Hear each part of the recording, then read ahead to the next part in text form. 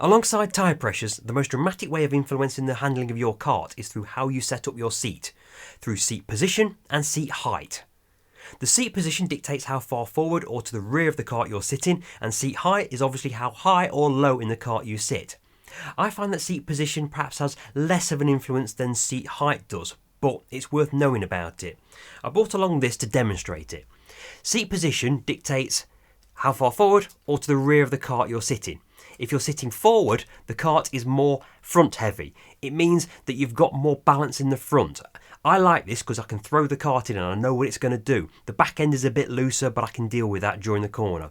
Sitting further to the rear means there's more weight over the rear of the kart, so it's less responsive at the front, but you've perhaps got more knowledge of what it's going to do at the rear.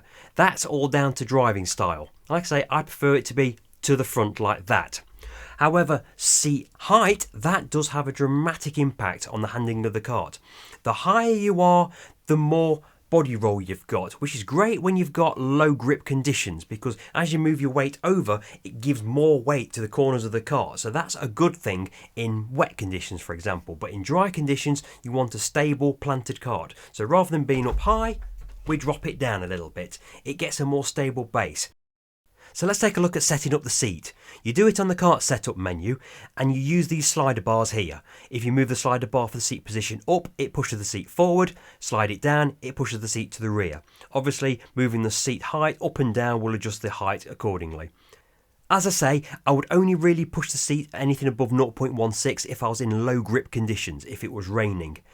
I would drop it down to something like 0.14 if I really wanted a twitchy kart, say on a tight twisty circuit, but it can cause handling problems coming out of the corner. It becomes a very delicate kart to control.